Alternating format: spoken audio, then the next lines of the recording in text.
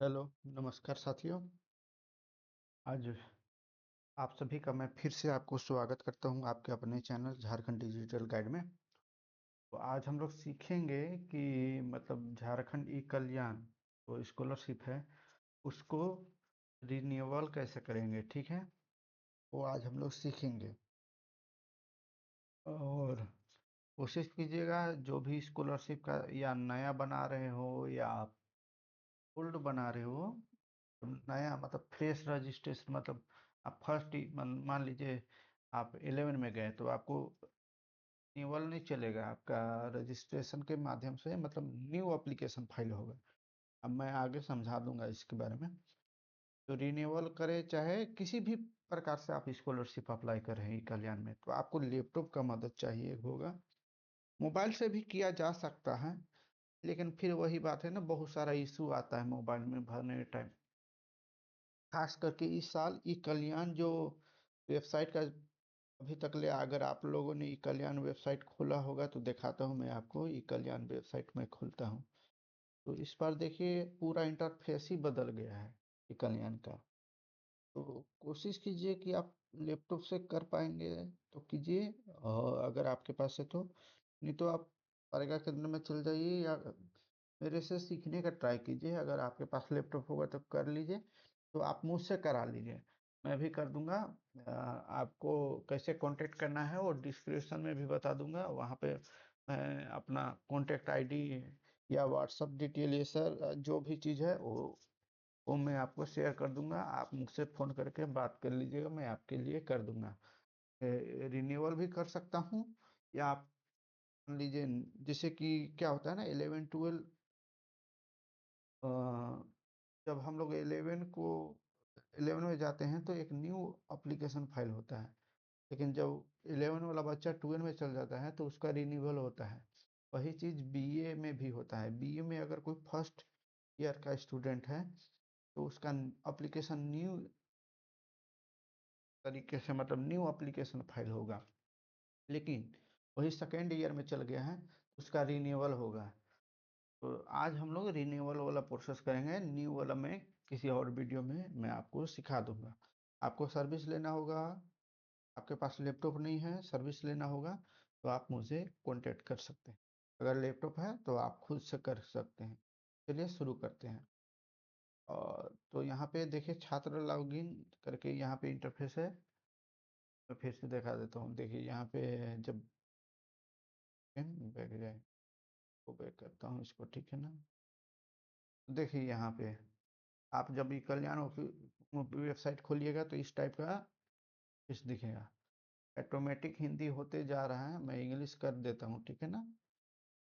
अगर इंग्लिश यहाँ पे स्टूडेंट लॉगिन होगा तो हिंदी में अगर का वेबसाइट है तो यहाँ छात्र लॉगिन होगा, तो उस पर क्लिक करना है। तो मैं इंग्लिश में सारा चीज़ करके दिखाता हूँ। स्टूडेंट लॉगिन पर मैंने क्लिक किया और यहाँ पे देखिए इस बार इंटरफेस पूरा बदल गया है।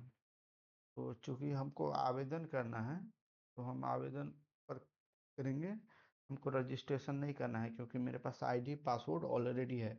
अगर आपके पास आईडी पासवर्ड नहीं रखता तो आप पंजीकरण करते, और ये फ्रेश एप्लीकेशन के लिए होता है, रिन्यूअल के लिए नहीं होता है पंजीकरण, ठीक है ना। तो आपको आवेदन करना है कि चूंकि हमें रिन्यूअल करना है तो आपके पास ऑलरेडी आईडी पासवर्ड होगा, तो आवेदन करना है।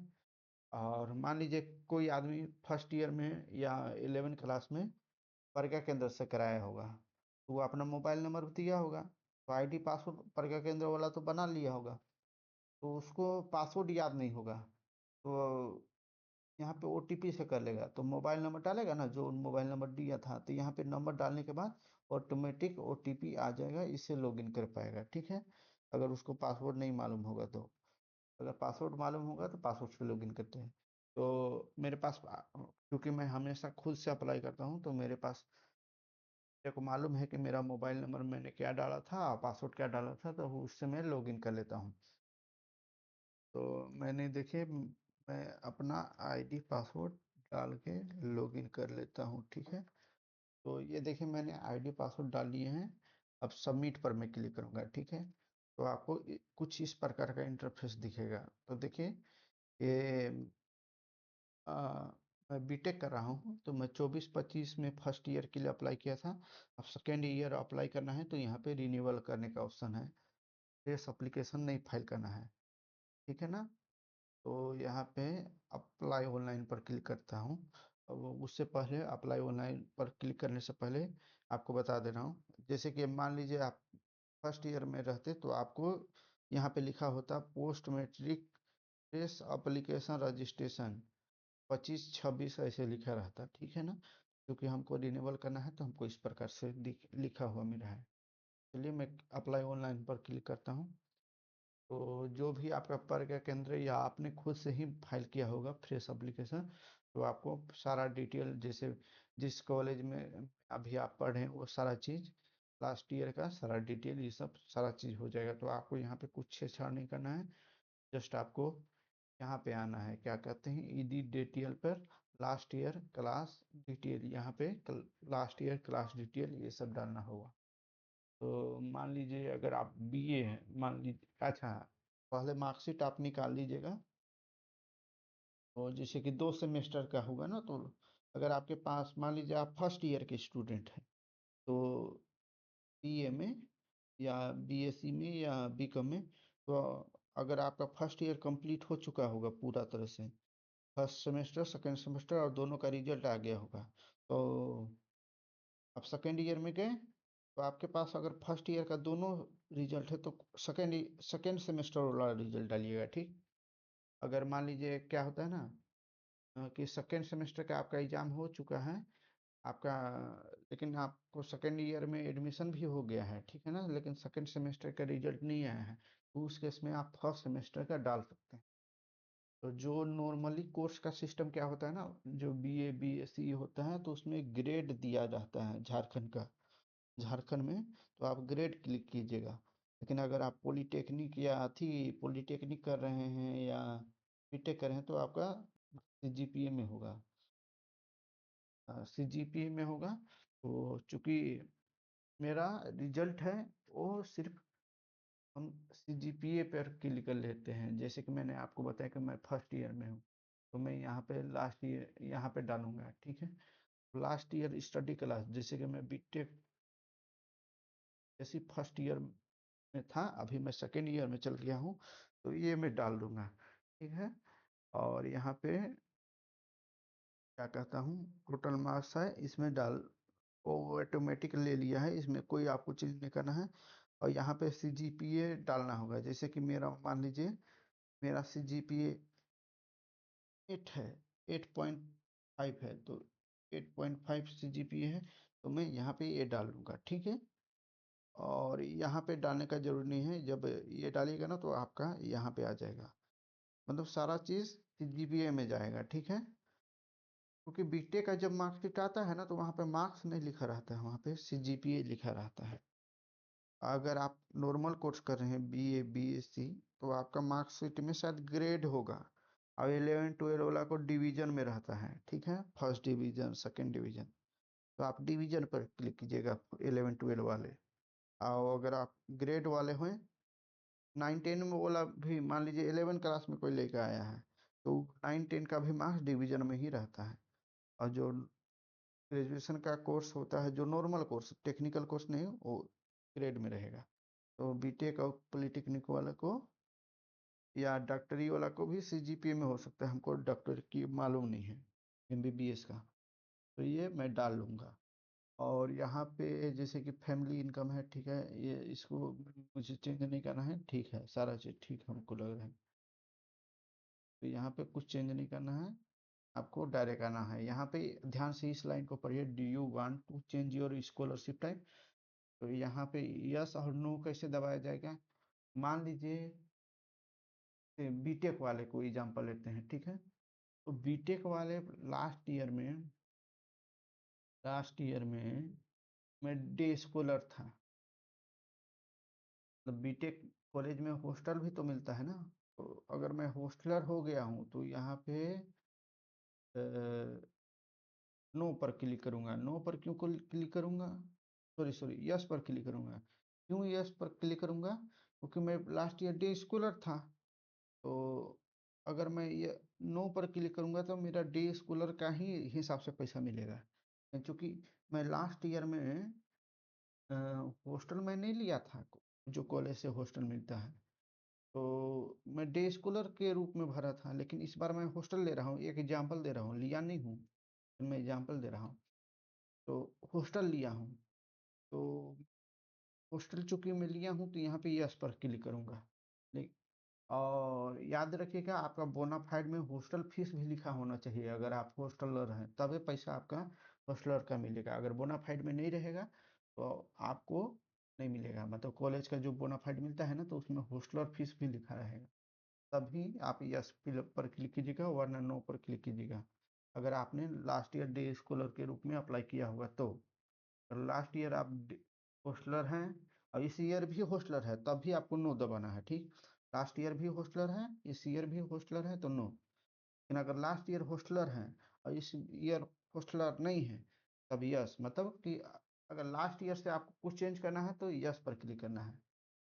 ठीक, यस पर मैं क्लिक करता हूँ, क्योंकि मैं पहले डे स्कॉलर था, तो डे स्कॉलर ऑलरेडी है। अगर मैं हॉस्टलर कर देता हूँ तो हॉस्टलर के बारे में यहाँ पे डिटेल डालना पड़ेगा, क्योंकि मैं लास्ट ईयर डे स्कॉलर था, तो हॉस्टल का नाम ये वो यहाँ पे, जैसे कि मैं, तो ये सब डालना पड़ता। क्योंकि मैं हॉस्टलर नहीं हूँ तो मैं नो पर क्लिक रहूँगा। और पिछला बार भी डे स्कॉलर था, इस बार भी डे स्कॉलर हूँ तो नो पर क्लिक करूँगा।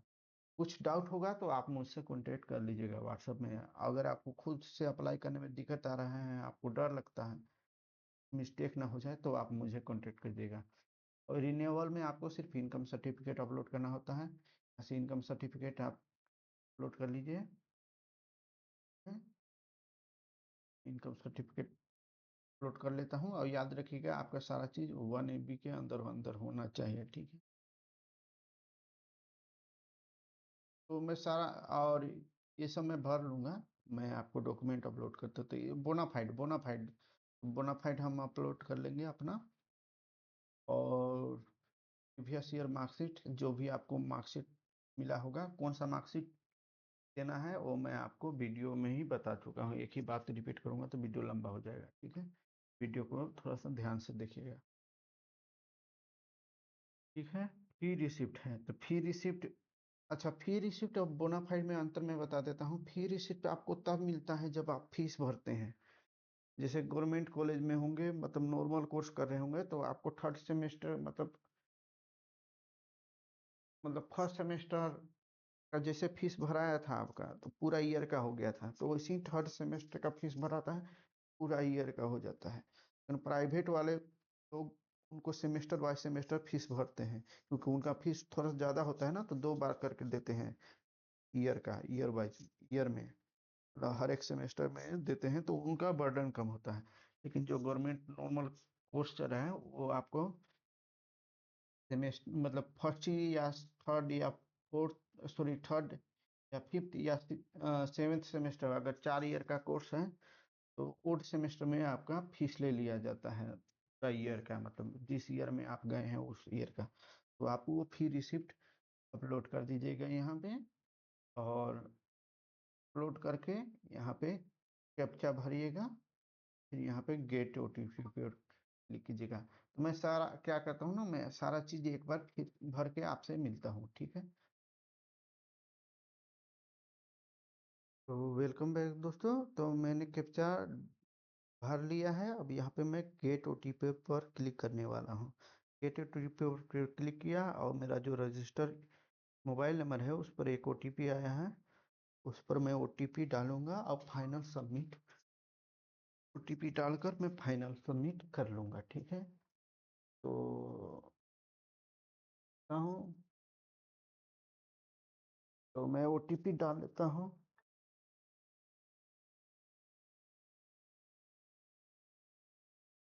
तो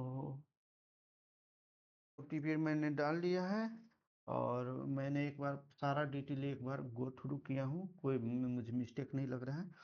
तो मैं फाइनल सबमिट पर क्लिक कर लूँगा, ठीक है। तो ओके पर मैं क्लिक कर दिया हूँ, मैं सबमिट कर लेता हूँ, क्योंकि मुझे कोई मिस्टेक नहीं लग रहा है, तो मेरा सबमिट हो गया है, ठीक है। तो इसको डाउनलोड कैसे किया जाता है वो मैं दिखा देता हूँ एक बार।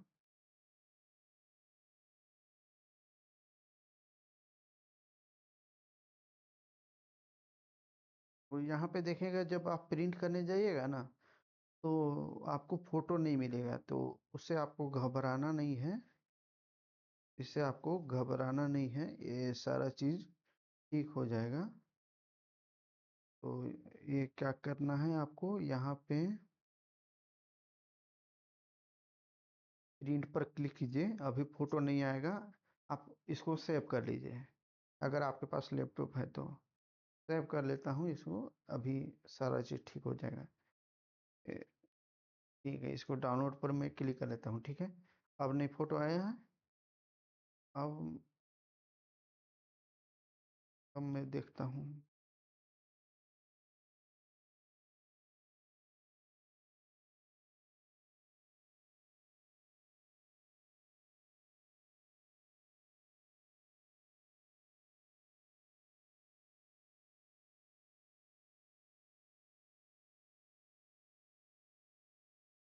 वेलकम बैक दोस्तों। तो चूंकि क्या हो रहा था ना, जब अप्लाई करने के बाद जो उसके बाद होता है ना, तो डाउनलोड में इमेज नहीं आ रहा था। जो बीच बीच में जो फोटो तो मार्कशीट ये सब है ना, उसका इमेज नहीं आ रहा। तो इसलिए आप लोग अप्लाई करने के बाद घबराइएगा मत, लॉग आउट कर जाइएगा, फिर से लॉगिन कीजिएगा।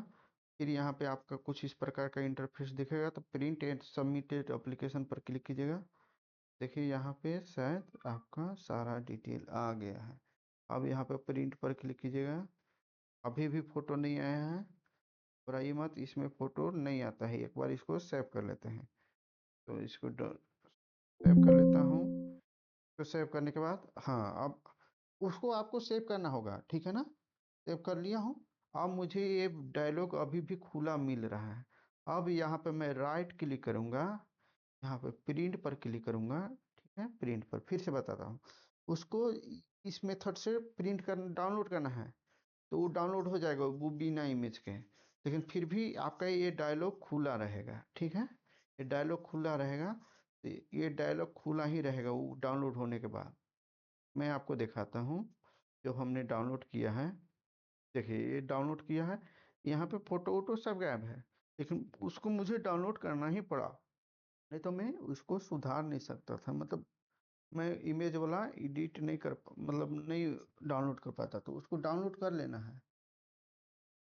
तो डाउनलोड कर लेना है, तो डाउनलोड करने के बाद सारा डायलॉग बंद हो जाएगा, ये वाला खुला रहेगा। तो इस पर राइट क्लिक करना है। अगर आपको नहीं समझ में आ रहा है तो आप मुझसे सर्विस ले सकते हैं, कोई दिक्कत नहीं है। तो यहाँ पे मैं प्रिंट करूँगा। अब देखिए ध्यान से, अब सारा फोटो वोटो सारा चीज़ आ चुका है। तो यहाँ पे मैं सेव पर क्लिक कर लूँगा। अब यहाँ पे देखूँगा, इसको रिप्लेस कर देता हूँ। अब मेरा देखिए वो हो गया है, ठीक है। ये मैं आपको दिखाना, तो अब देखिएगा मेरा जो डाउनलोड होगा वो मैं दिखाता हूँ। डाउनलोड पर क्लिक करता हूँ। ये तो पुराना ही वाला है, वाला दिखाता हूँ।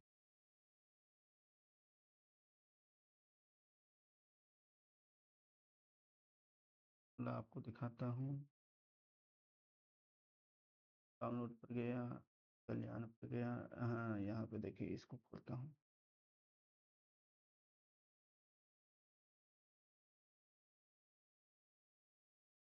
क्या फिर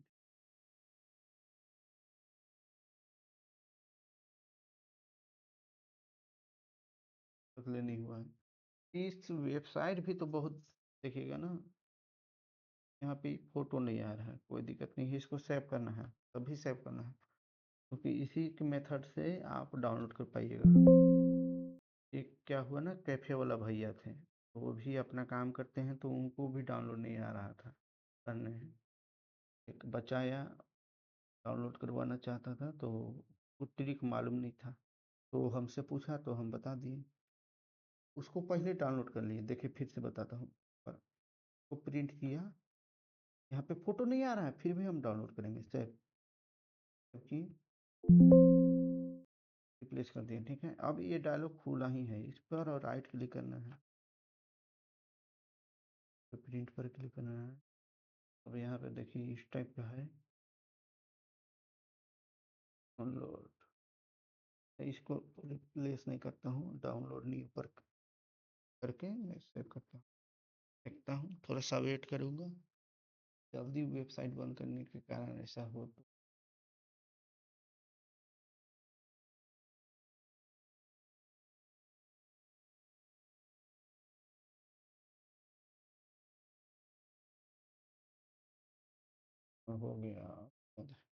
हाँ देखिए हो गया ना, डाउनलोड नहीं, तो इस तरह से आप डाउनलोड कर पाइएगा।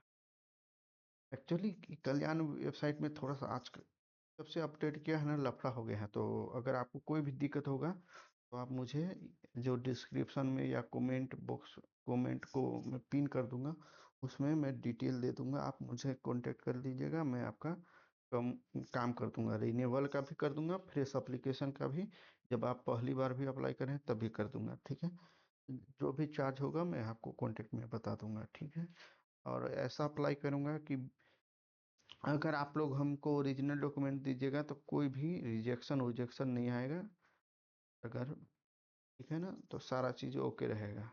क्योंकि मैंने बहुत लोगों को देखा है, मतलब मेरा दोस्त लोग को रिजेक्शन आया है, उन लोग प्रज्ञा केंद्र से जाके करा था, प्रज्ञा केंद्र वाला अपना मन से कर दिया, उन लोग को रिजेक्शन आया, लास्ट में मेरे पास आया और मैंने कर दिया, उसके बाद उन लोग आगे बढ़ा है।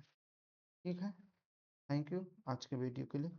आप लोग को सर्विस लेना होगा या सीख गए होंगे तो खुद से कर लीजिएगा, अगर लैपटॉप पास है तो। रिन्यूअल का मैं वीडियो बना दिया हूँ, फ्रेश एप्लीकेशन का भी वीडियो बना दूंगा। अभी मेरे पास टाइम नहीं मिल पा रहा है, फ्रेश एप्लीकेशन के लिए भी मैं वीडियो बना दूंगा। तो अगर आप सीख गए होंगे तो खुद से कीजिए, अगर कोई इशू है तो आप मुझसे सर्विस ले सकते हैं, आपकी जैसी मर्जी। Thank you. और मैं दोनों प्रकार का सर्विस दे पाऊंगा ना, फ्रेश एप्लीकेशन का भी दे पाऊंगा और रिन्यूअल के लिए भी सर्विस मिलेगा, ठीक है। Thank you.